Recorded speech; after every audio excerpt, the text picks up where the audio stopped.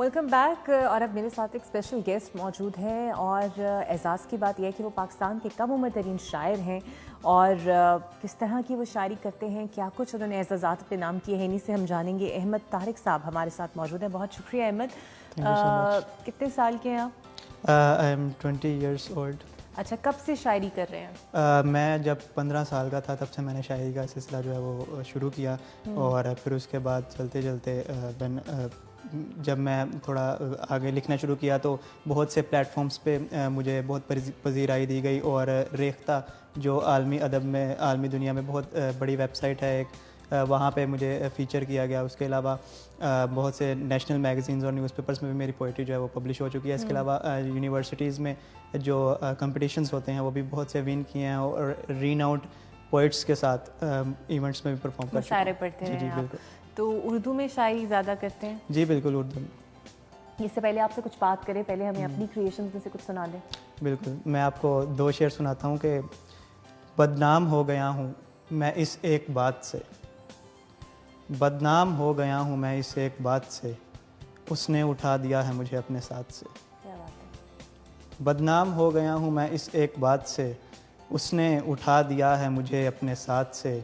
लिख तो लिया है शौक़ से इस पर तुम्हारा नाम, लिख तो लिया है शौक़ से इस पर तुम्हारा नाम, अब शर्म आ रही है मुझे अपने हाथ से। क्या बात। इसके अलावा आपको मैं और कुछ शेर सुनाता हूँ कि हाँ, दिन का अहवाल सुनाता हूँ तुम्हें रात के वक्त, रात हुई तो नहीं लेकिन चलें आप सुन लें। दिन का अहवाल सुनाता हूँ तुम्हें रात के वक्त, आज मैं रो ही पड़ा उससे मुलाकात के वक्त। दिन का अहवाल सुनाता हूँ तुम्हें रात के वक्त, आज मैं रो ही पड़ा उससे मुलाकात के वक्त। मुझसे तो रोते हुए गुफ्तगू ना हो पाई और वो भी बड़ा खामोश रहा बात के वक्त। मुझसे तो रोते हुए गुफ्तगू ना हो पाई और वो भी बड़ा खामोश रहा बात के वक्त। अच्छे वक्तों में मेरे दोस्त हुआ करते थे, अच्छे वक्तों में मेरे दोस्त हुआ करते थे, वो भी अब छोड़ गए हैं बुरे हालात के वक्त। बहुत शुक्रिया। क्या बात है। अच्छा, मुझे ये बताइए अहमद, 15 साल की उम्र से आप शायरी कर रहे हैं, तो इंस्पिरेशन रही है कोई या फिर शौक था, सुनते थे तो एहसास हुआ कि कर सकता हूँ? बिल्कुल, इंस्पिरेशन भी थी और शौक़ भी था। सबसे बड़ी इंस्पिरेशन तो मेरे वालिदैन ही हैं, हमारे पेरेंट्स, इन्होंने मुझे सपोर्ट किया हर मोड़ पे। और इसके अलावा when it comes to poetry तो मेरे दादाजी, my grandfather, he is such an enthusiastic writer and reader. तो मेरा जो बचपना था वो ज़्यादातर मेरा उन्हीं के साथ गुजरता और अभी भी अल्हम्दुलिल्लाह जब भी मेरे पास टाइम होता है तो मैं अपने दादाजी के साथ वक्त गुजारता हूँ। अल्लाह उन्हें हयात रखे और उन्हें ज़िंदगी अता करे। वो जो है चूँकि मुतालिया करते रहते हैं, तो जब मैं उनकी सोहबत में रहता था तो वो मुझे मुख्तलिफ़ शुअरा की शायरी सुनाया करते थे और अपना लिखा भी सुनाया करते थे। तो फिर वहाँ से जो मेरा शौक़ था वो मज़ीद परवान चढ़ा और फिर मैंने कहा कि क्यों ना मैं भी कुछ तबाज़माई करूँ, तो फिर वहाँ से मैंने स्टार्ट किया लिखना। तो आप लिख रहे हैं और पढ़ क्या रहे हैं आजकल आप? मैं आजकल BS कर रहा हूँ in media and communication studies from university of central Punjab Lahore. तो सोचा है उर्दू में क्यों नहीं पढ़ना और उर्दू को ही क्यों नहीं बनाया? इसमें भी देखें, जो हमारी बेसिकली मेरा जो दूसरा था ना, मुझे जर्नलिज्म का भी बहुत शौक़ था और आपको पता है कि मीडिया एंड कम्युनिकेशन स्टडीज़ की जो फील्ड है वो भी राइटिंग से इंटरलिंक्ड ही है और हमारी जो पाकिस्तान की सहाफ़त है वो 90% of journalism is in Urdu.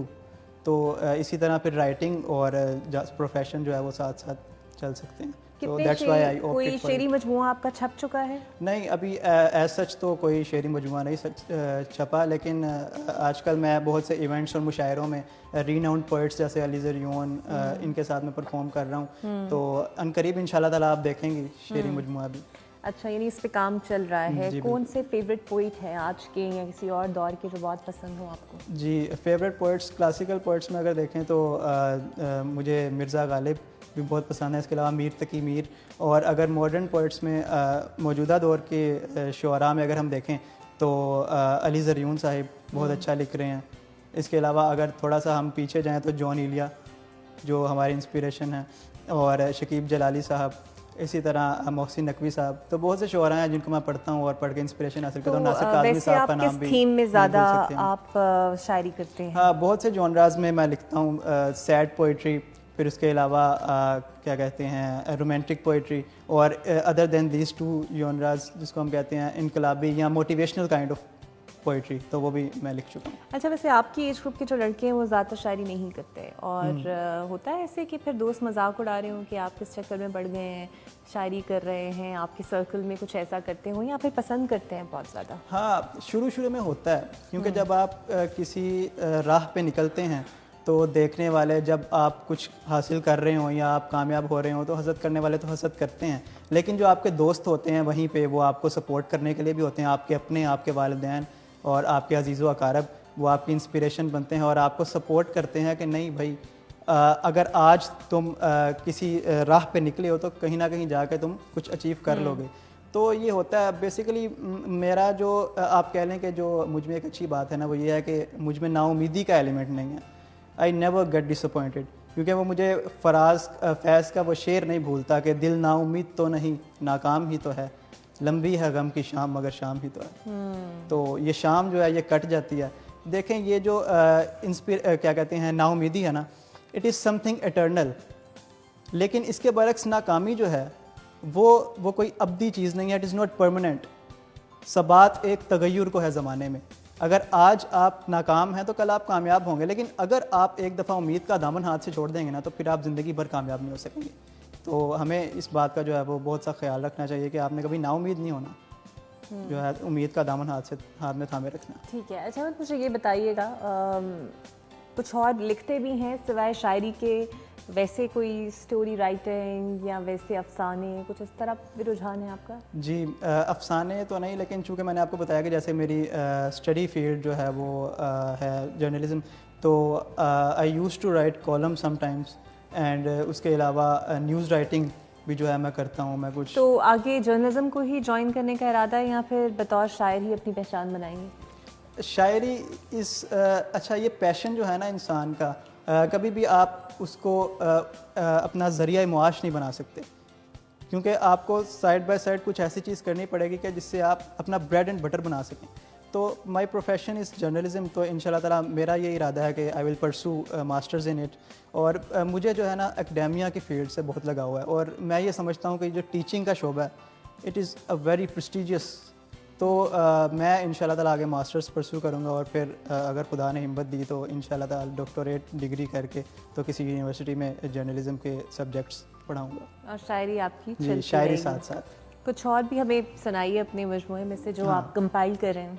बिल्कुल, एक मैं आपको गज़ल सुनाता हूँ कि मेरे ख्वाबों को हसीन और गुलाबी ना बना, मेरे ख्वाबों को हसीन और गुलाबी ना बना, ऐ मेरी नींद मुझे वस्ल का आदी ना बना।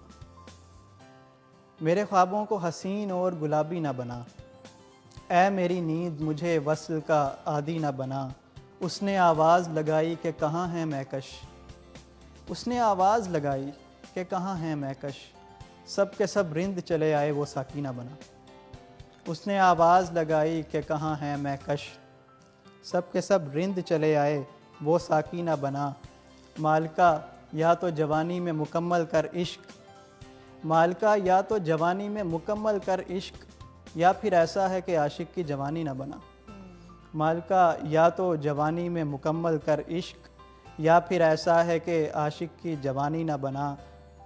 ए कलाकार बना आशिको माशूक के नैन, ए कलाकार बना आशिको माशूक के नैन, यानी दो झील नुमा और दो नाबीना बना। ए कलाकार बना आशिको माशूक के नैन, यानी दो झील नुमा और दो नाबीना बना। उस मुसव्विर को कोई दूसरी फुर्सत ना मिली, उस मुसव्विर को कोई दूसरी फुर्सत ना मिली, ए हसीन शख्स तेरा कोई भी सानी ना बना, ए हसीन शख्स तेरा कोई भी सानी ना बना। बहुत शुक्रिया। इसके अलावा मैं आपको एक और गज़ल सुनाता हूँ। वो है कि ज़मीन रूठ गई है ज़मन भी रूठ गया, ज़मीन रूठ गई है ज़मन भी रूठ गया, सुखन शनास जो रूठा सुखन भी रूठ गया। ज़मीन रूठ गई है ज़मन भी रूठ गया, सुखन शनास जो रूठा सुखन भी रूठ गया। रफ़ू हज़ार करूं पर उधड़ ही जाता है, रफ़ू हज़ार करूं पर उधड़ ही जाता है, मेरे बदन से मेरा पैरहन भी रूठ गया। रफ़ू हज़ार करूं पर उधड़ ही जाता है, मेरे बदन से मेरा पैरहन भी रूठ गया। कि जो शुमार हैं मुर्दों में ना ही ज़िंदा हैं, कि जो शुमार हैं मुर्दों में ना ही ज़िंदा हैं, ये कैसे लोग हैं जिनसे कफन भी रूठ गया। कि जो शुमार हैं मुर्दों में ना ही ज़िंदा हैं, ये कैसे लोग हैं जिनसे कफन भी रूठ गया। तुम्हारे बाद अधूरी रहीं मेरी गज़लें, तुम्हारे बाद अधूरी रहीं मेरी गज़लें, खुशी मनाओ कि अहमद कफन भी रूठ गया। क्या बात बहुत है, शुक्रिया। क्या बात है, बहुत ही अच्छा। माशाल्लाह, अल्लाह ने आपको बड़ा ब्लेस किया है कि आप इतना अच्छा लिखते भी हैं और इतनी कंसंट्रेशन से आपका है। तो कौन कौन से शायर बड़े बड़े हैं जिनके साथ आप पढ़ चुके हैं और उन्होंने आपको पसंद भी किया हो, जो आप समझते हैं बहुत एजाज़ की बात है? जी बिल्कुल, जैसा कि मैंने आपको बताया कि मैं बहुत से शुअरा के साथ परफॉर्म कर चुका हूँ, जिनमें अली ज़रून साहिब और हमारे senior poet Anwar Masood Sahib 2019 back in 2019 Lahore में जश्न इकबाल के नाम से एक बहुत बड़ा इवेंट ऑर्गेनाइज़ किया गया गवर्नमेंट ऑफ पंजाब ने जो किया था। तो वहाँ पे मुझे ऑफिशियली इनवाइट किया गया गवर्नमेंट ऑफ पंजाब मिनिस्ट्री की जानिब से। तो वहाँ पे मैंने on the same stage Anwar Masood Sahib के सामने जब मैंने वो परफॉर्म किया, जब अपनी शायरी सुनाई, तो वो मुझे कहने लगे कि यार मैं तो तुम्हें मतलब समझ रहा था कि तुम क्या शायरी करोगे, लेकिन उन्होंने बहुत ज़्यादा मुझे अप्रिशिएट किया वहाँ पे और उन्होंने मुझे कहा कि तुम अपना मुतालिया ज़रूर साथ जारी रखो और तुम्हारी इतनी कम उम्री में मैंने कोई ऐसा शायर नहीं देखा जो इतना पुख्ता शेर कहता हो। तो उनके वो अल्फाज जो थे वो मेरे लिए बाइसे फ़ख्र थे, जिनको मैं कभी भुला नहीं सकता। बहुत शुक्रिया अहमद आपका, बहुत अच्छा लगा आपसे इंटरैक्ट करके और हम आपके लिए दुआ गो हैं कि आप इसी तरह तरक्की पाते रहें, क्योंकि असल में अहमद जैसे जवान ही है जो पाकिस्तान की पहचान आगे बनते हैं और पाकिस्तान का नाम रोशन करते हैं अपने अदब से, अपने फ़न से जो कि इनके पास है। नाज़रीन, आपने कहीं नहीं जाना, हम यहाँ पर एक ब्रेक लेते हैं और ब्रेक के बाद मिलते हैं।